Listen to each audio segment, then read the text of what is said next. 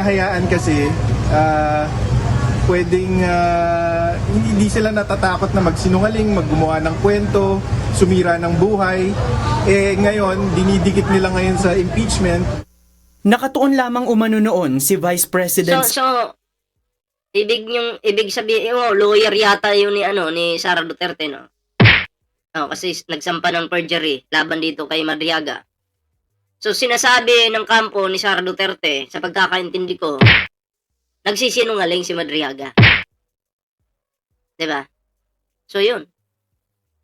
Ang tanong, nagsisinungaling nga ba? Sa dami ng mga ebidensyang nakita natin online, masasabi po ba natin na itong si Madriaga, Ramil Madriaga, nagsisinungaling? Ako po, hindi po ako maniniwala dyan sa pag sinabi niyong, ay, hindi, sinungaling si Madriaga. Hindi po. Mas papaboran ko po yung salitang sinungaling si Sara Duterte. Alice Liken, shoutout po Sara Duterte na pagserbisyuhan ang publiko, kaya hindi na nito iniisip ang mga pahayag na Impeachment. nakatuon lamang umano noon si Vice President Sara Duterte na pagserbisyuhan ang publiko. Saan banda? Saan banda? Di ko ramdam yung serbisyo mo sa publiko. Hindi ko ramdam. Kayo, ramdam niyo po ba? Wala eh. Ang alam ko lang, nag-travel lang kayo. Bakasyon. Yun lang. Anong proyekto meron kayo? O nagsisilbi ka sa publiko? O anong proyekto yung meron yung OVP ngayon? Wala. Anong klaseng serbisyo yung ginagawa mo? Wala po akong makita. Ang alam ko lang, travel lang kayo. Kakain sa Hague, sa mga mahal na kainan, kasama yung mga staff, mga kaibigan, mga kapatid, kamag-anak. May batas dyan, bawal bastos. Yung mag-ano ka siguro. Yung, wow, sexy. Yun yung bawal. Ang alam ko, bawal yun eh. Yung nasa publiko ka, tapos sabihin mo, wow, sexy. Yung pipituhan mo siya, tapos sabihin mo, wow, sexy. Yun, may kaso talaga yun. Pero kung nasa isipan mo lang at kinukuwento mo, parang wala pa yatang ganun. Okay, so tuloy tayo dito kay Sara Duterte. Kaya hindi na nito iniisip ang mga pahayag ng nagpakilalang bagman umano niyang si Ramil Madriaga na tumestigo laban sa kanya sa aligasyon ng katiwalian. Ngunit ayon sa kanyang abogado na si Attorney Paulo Panelo Jr., hindi na mapapalampas ni VP Sara ang mga kasinungalingan ni Madriaga. Wow! Palakpakan po natin sa bungo itong si Sara Duterte. Ang galing! Galing parang siya pa yung biktima. Grabe. Biktima ka na ngayon, Sara? Sana all, di ba? Di ba nga, pinuntahan mo si Madriaga sa kanyang kulungan para pakiusapan na manahimik na lang. Pero syempre, si Madriaga, hindi mananahimik yan kasi yung gusto niyan, lumabas yung katotohanan. Diba? May mga CCTV pa daw dun eh. At dapat na patunayang wala itong mga basihan. Kaninang umaga, naghain na ng kasong perjury sa Office of the City Prosecutor ng Taguig City si VP Sara laban kay Madriaga. Sa opisyal na pahayag ni VP Sara, inihambing nito ang posibilidad na gamitin ng House of Representatives sa impeachment case ang mga pahayag ni Madriaga laban sa kanya. Tulad anya kung paano umasa ang International Criminal Court o ICC sa mga bili o gawa-gawang salaysay ng mga testigo ni dating Senador Antonio Trillanes IV na ginamit naman laban kay dating Pangulong Rodrigo Roa Duterte. Nakapaloob sa affidavit na isinumite kanina ni VP Sara na hindi sila magkakilala ni Madriaga. Hindi magkakilala. Pero may video po lumabas, okay, na itong si Sara Duterte may iniabot. Flag yata yun eh. Ewan ko nandito pa yun. Tingnan natin. Ayan, be, may Tingnan natin.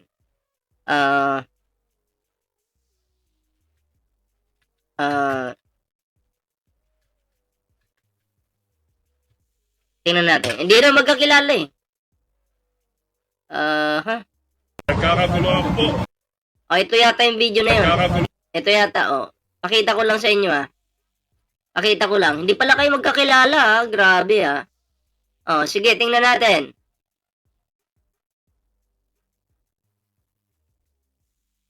Wait lang. O, sige, tingnan natin. Hindi pala kayo magkakilala, ha. Lakihan natin yung video. O, yan. O. Ayan, malaki na yung video, ha. Sinungaling ka talaga, Sara Duterte, eh. O, play natin. Ayan, may flag. Flag nga. Balik natin kaunti. Oh. Galing po kay Sara Duterte yung flag.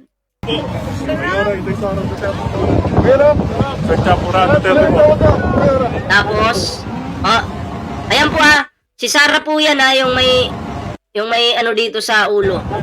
Ayan si Sara po yan, si Sara po yan. Oh. May hawak ng flag, tapos iniabot kay Madriaga.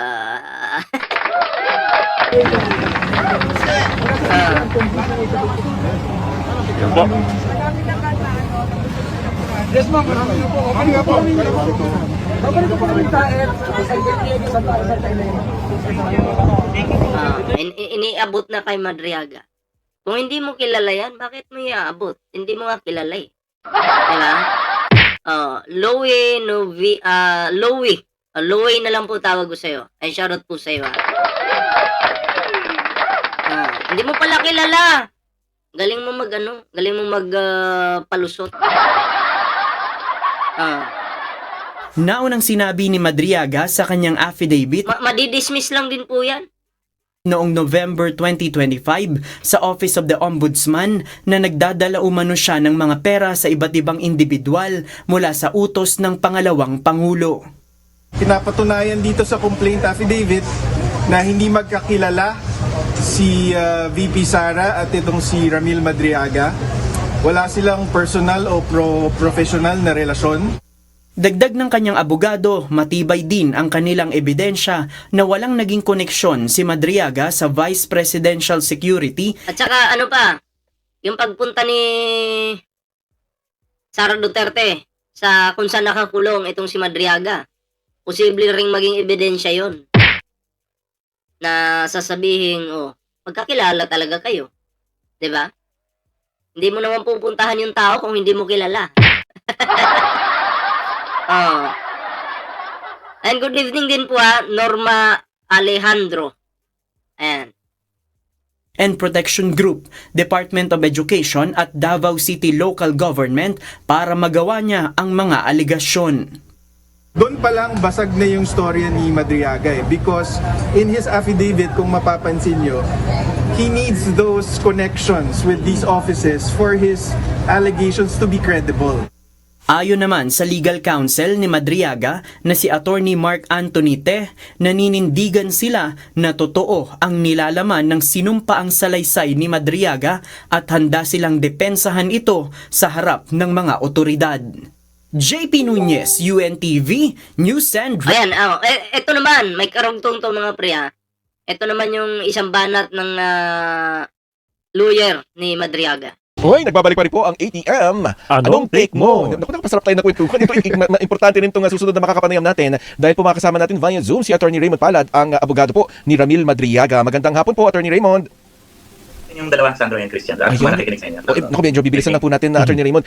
Sa tingin niyo po, timing, kasi kanina naghahain ng kaso itong si VP Sara laban kay Madriaga. Pero kasi ito yung very crucial yung testimony ni Madriaga dito naman sa impeachment. Oo nga po actually, nalaman na lang namin sa mga filings ng impeachment complaint na yung apat na isinampa before na na-reduce sa dalawa, in-adapt yung affidavit ni Ramil Madriaga as part ng kanilang complaint. Although, at the end of the day nga, dalawa lang yung sumampa or lumusot dun sa substance, performance substance. So, yung timing ng pagtataka kasi, yung affidavit November 29 pa yan, 2025, and it took the VP more than 3 months. 3 months, no? Para mag-file ng perjury doon sa sinasabing mga statements ni Mr. Madriaga. Tingin niyo timing kaya ito? Yung pagkakahain niya kanina? Siguro kasi nga, remember nung ginawa namin yan, hindi naman talaga ginawa yan para gamitin sa impeachment. In fact, pagkagawa lang ng affidavit na yan, saka pa lang doon nagkaroon ng mga betting, background checking yung ating mga congressman, yung pag-visit ni Congressman De Lima, chinecheck niya yung laman ng affidavit, yung pag-visit ni Senator Trillanes. So siguro, nung mga times na yun, hindi pa nila pinapansin na papatulan ba yan sa impeachment court, isasama ba ng mga complainants yan. Siguro, nung ma-realize nila na inadapt ng 4 na impeachment complaints yung affidavit ng Madriaga, that's the time they realize na kasuhan na natin ng perjury to as legal strategy to discredit yung credibility ni... Nagpanik. Kasi kung, kasi kung sasabihin natin na hindi totoo yan na magkakilala kayo sa Sara Duterte, hindi mo naman papatulan yan kasi kahit ilagay pa yun doon sa impeachment, hindi rin naman na magpupush yun kung talagang hindi totoo. Diba? Pero dahil, analyze po natin mga pre. Kung talagang hindi totoo na magkakilala sila ni Sara Duterte, dapat hinayaan na lang ni Sara Duterte yan. Pag-aaksayan mo pa ng oras, hindi naman totoo. Pero dahil totoo nga, nagpanik ka ngayon. Nagsampa ka ng kaso. Ha? Yun yung napansin ko. Kasi ako, aakusahan mo ako ng kung ano-ano kung hindi naman totoo. Bakit naman kita kakasuhan? Diba? Pero kung totoo yung sinasabi mo at makakasira sa pagiging vice president ko, manda ka sa akin. Tagtarin kita ng kaso. Ganun lang po kasimple yan. ni Mr. Madriaga. Okay, So, hindi na bago sa amin yan na parang counter strategy. Sa mga public officers po kasi natin, pag kinasuhan mo ng isang reklamo sa ombudsman or sa piskal, ang tendency ng mga public official natin magpapile ng perjury para sabihin nilang sinungaling yan, hindi totoo yan, kita mo na kinasuhan ko ng perjury. Yun lagi ang defense mechanism ng mga public officials natin kasi. Okay, matanong na din po namin, Attorney Palad, no? Paano pong madidepensahan ng kampo po ni Madriaga? Ito pong final na perjury po laban po sa kanya. At may pasok na rin po natin yung sinasabi po ng kampo ni Madriaga na may banta sa kanyang buhay kahit nasa loob po siya ng jail facility. Yung tungkol sa perjury, kailangan patunayan ng complainants na yung allegation doon deliberate assertion of falsehood na talagang inilagay lang yung salaysay para manira ng tao. So, ang burden of proof niya nasa kanya kasi, remember, public official yung complainant natin na naharap sa impeachment, sa issue ng confidential funds, nalalagay yung pangalan niya na ipokonekta doon sa iba't ibang usapin ng korupsyon. So, yun yung nilalaman ng affidavit. So, nasa sa kanya yung burden of proof na malicious assertion of falsehood yung ginawa ni Ramil Madriaga. And si Ramil naman is willing to testify, to present evidence na yung sinasabi niya talaga, kaya niya patunayan at hindi assertion of falsehood yun. So, haharapin niya yan at once na ma-receive namin yung demanda, sasagutin namin yan. Yung aspect naman ng threat, yung threat na yan, last matagal na ho yan, November pa namin binabantayan yan, yung threats na nanggagaling sa loob ng jail. O, totoo po yan, i-confirm ko po yan. Paano pong threat, Attorney Palad? Ano pong klaseng threat? Ano pong klaseng banta sa kanyang buhay na natatanggap ni Madriaga? Ang latest issue nangyari kahapon, around 5 o'clock, habang naglalakad siya sa selda, sa labas ng selda, hinarang siya ng isang mataas na detainee na sa investigation is ang pamilya ay puro mga sundalo. So, umakmang lalaban si Ramil, no? Kasi kahit pa paano, nag-aral daw ng martial arts yung tao na yan, pumormang lalaban, at nagsisigaw siya ng guard, saka tumakbo yung detainee. So, because of that incident, balita is inilipat yung detainee, pati yung grupo niya, bagong detainee ito sa Annex 2, ng ibang detention para maiwasan na yung pangyayari doon sa na kinukonsider ni Madriaga na threat sa buhay. Nako, Sara Duterte. Mukhang, yun na nga, yung sinasabi ni Peebles Talakera, tumutugma ngayon. Mukhang unti-unting nangyayari. Sara Duterte, ikaw talaga eh. Oo. Tanong ko sa'yo, may kinalaman ka ba dito? Kasi, hinulaan na yan ni Peebles dati na ipapapatay mo nga daw eh. At eto na nga, nangyayari na. May nangyari na dyan sa Annex 2. Diba? Na parang talagang gusto nilang upakan dyan si Madriaga at ipapatay. Yan. Yan si Sara Duterte. Patanga-tanga lang yan, pero utak kriminal yan. Diba? Patanga-tanga lang po yan, pero utak kriminal yan. Sabi niya, magtatrabaho daw siya ng tapat pag siya yung naging Pangulo ng Pilipinas. Maniwala kayo dyan. Gaganti lang yan. Ngayon pa nga lang, Vice President ka pa lang, pinag-iinitan mo na si Madriaga. Bakit po? Itumutugma po dun sa sa sinasabi ni Peebles Talakera. Diba? Siguro gusto nang ipapatay itong tao na to para wala nang sagabal. Feeling ko lang. Diba? Feeling ko lang naman. Nako, hinarang pala. Kahapon! Ano ba to? Kahapon nga. Atres. So ano po yung naging aksyon ng inyong kampo dito po sa naging unang pagbabanta? Well, gumawa po agad kami ng sulat at pinadala namin po sa NBI and we are requesting for an immediate investigation dito sa sa attempt na to sa buhay ni Ramil Madriaga kahapon. And hopefully, Tas, yung tao na sinampahan ng kaso, yung tao na may threat sa kanyang buhay, 'di ba? Siya pa ngayon yung gustong kasuhan. Nasaan po yung hustisya doon? Nasaan yung hustisya? 'Di ba? Kaya dapat galingan pa po ng ating mahal na Pangulo para itong si Sara Duterte sumunod sa tatay niya sa Hague. Dapat galingan pa po ng ating mahal na Pangulo. makakuha ng witnesses ng mga detainee ron kung ano yung nangyari, kung paano siya hinarang, at makuha yung CCTV dun sa second floor ng Delta, sa Delta area yun kasi nakakulong si Ramil sa Delta 5 and 6 sila. So, mas susi namin pinaimbestigahan yun at sana magkaroon ng linaw. Yung detalye talaga kung sino ba yung bagong detainee na humarang talaga kay Ramil at muntik na sila magpang-abot dahil nga hindi naman talaga magpapagrabyado tong si Ramil. Sabi nga, kaya magtanggol sa sarili. Pero syempre, hindi pa rin niya alam kung ano yung mangyari doon sa loob. So, doble ingat po ang ginagawa namin sa loob. Pero yun nga pero para po masigurado na hindi talaga mapagtatakpan yung mga alam ni Madriaga, ano pa po kaya yung pwedeng gawin ng Kamara para talaga ma-secure din yung kanyang safety, lalo na kasama siya doon sa impeachment complaints? Well, antayin po namin yung nire-request namin investigation sa NBI. I-prove it po talaga itong threat na to, no? Dahil nga ang kwento na to nangyari lang kahapon alas 5 ng hapon. Gusto na tong ipapatay. Kasi kung hindi po lumusot itong impeachment ni Sara Duterte dyan sa Kamara, hayaan lang po yan si Madriaga. Pero dahil may mga nakalusot po, ay dapat nang ipapatayan.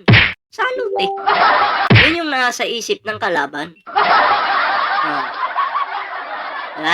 If ma-establish talaga itong pangyayari na to na talaga nagkaroon ng attempt sa buhay niya, we will leave it to the impeachment doon sa committee po. Kung gusto nilang i-transfer ng custody, i-request nilang ilipat ng custody sa Kamara, which is nasa power naman nila po yun kung gusto nila. Sa ngayon po, isang ordinary PDL lang si Ramil, doble ingat at pakiusap doon sa Annex 2 na i-secure yung control gate na yun papunta doon sa selda nila na wala mo nang makapasok na iba. Ang balita naman namin, ang latest is that sobrang higpit po ngayon, hindi mo basta malalapitan si Ramil dahil sa nangyaring insidente kahapon po. Yung supplemental affidavit po, Attorney Palad. Ginagawa na ho namin. Alright, sige po, abangan na lang po namin yan. Pero sige po, sa mga susunod na araw, kami tatawag po ulit at makakapanayam din po namin kayo ulit. Lalo na kapag isinalang na yung pagtalakay doon sa mga ebidensya sa impeachment complaint na sa ngayon nga ay nasa House Committee on Justice. Sige po. Anytime po. Tawag po kayo. Maraming salamat. Ayan, kayo mga pre, ano reaction dito? And paki-comment nyo naman. Ito si Sara Duterte, tandaan po natin, ito yung taong hindi pwedeng pagkatiwalaan ng mga Pilipino. Diba? Bait-baitan lang ang taong ito, Chucky. Bait-baitan lang po yan. Pero, ang kaluluwan niyan, utak kriminal. Tandaan nyo, si PBBM nga nagawa ng pagbantaan, ikaw pa kaya, si Madriaga lang, nakakulong ka pa. Diba? Tanong ko sa inyo, may sinungaling bang umaamin? Wala. May magnanakaw bang umaamin? Wala. Si Sara Duterte ba umamin? Siyempre hindi. Pero lahat po na nangyayari ngayon, baliktarin nyo. Pag sinabi ni Sara, hindi ako yung gumawa niyan, hindi ako yung nagpagawa niyan, hindi ako nag-uutos niyan. Gusto nyo malaman yung katotohanan? O baliktarin nyo lang po. Reverse nyo lang. Diba? So ayan, comment down below mga pre kung ano yung reaction dito. At syempre, no? Sa hindi pa po nakapag-like, share, subscribe, talimbangin nyo na po yan at share this video mga pre. Ayan, hanggang dito na lang muna yung ating live at maraming salamat po sa inyo. Abangan nyo mamaya, may mga uploads po tayo. Magandang gabi, magandang araw po sa inyo lahat at magkita-kita po tayo sa susunod na video. Ingat po lahat.